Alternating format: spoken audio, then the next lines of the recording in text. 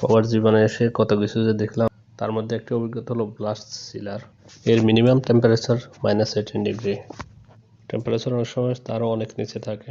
যাই হোক, বিষয় সেটা না, বিষয় হচ্ছে টেম্পারেচার যেমনই হোক, ঠান্ডা কিংবা গরম, প্রবাসীদের কাজ কিন্তু কখনোই থেমে থাকে না।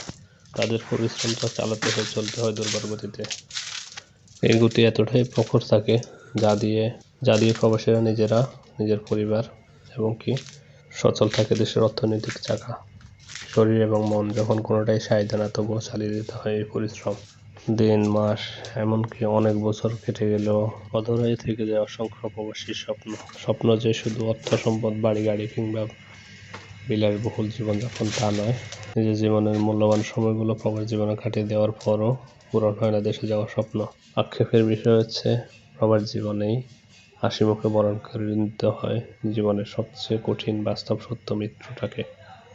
প্রশ্নটা থেকেই যায়, তবে এই অনাকাঙ্ক্ষিত মৃত্যুর দায়টা কার? কেউ স্বীকার করুক কিংবা নাই করুক, দায় কিন্তু কেউ এড়াতে পারবে না।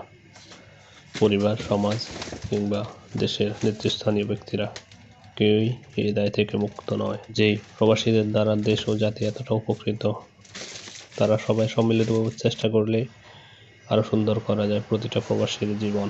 প্রবাসীদের ব্যাপারে কারো মাথা ব্যথা থাক কিংবা না থাক, তবে দেশের সর্বস্তরে কিন্তু প্রবাসীদের অবদান কেউ অস্বীকার করে না। দেশের সর্বোচ্চ মহলের এই স্বীকারোক্তিগুলোই প্রবাসীদের এগিয়ে যাওয়ার প্রেরণা। অনুপ্রেরণাগুলো নিয়েই প্রবাসীরা বেঁচে থাকে, স্বপ্ন দেখে নতুন করে, প্রতিটা দিন নতুন করে শুরু করে, কাটিয়ে দেয় এক একটা দিন করে মাস, কেটে যায় বছর। মন থেকে দোয়া রইল প্রতিটা প্রবাসীর জন্য, প্রবাসীদের জীবনমান আরও উন্নত হোক, নিরাপত্তাহীনতা যেন না কাটে কোনো প্রবাসী কিংবা তাদের পরিবারের জীবন। এই কামনায় আজকের মতো বিদায় নিচ্ছি। ভালো থাকবেন সবাই। আর আমার ভিডিওটি যদি ভালো লাগে, লাইক, কমেন্ট এবং শেয়ার করবেন। প্রবাসীদের পক্ষে আপনিও আওয়াজ তুলুন আপনার কমেন্টের মাধ্যমে। শেয়ার করে জানিয়ে দিন প্রবাসীদের পক্ষে আপনার দৃঢ় অবস্থান।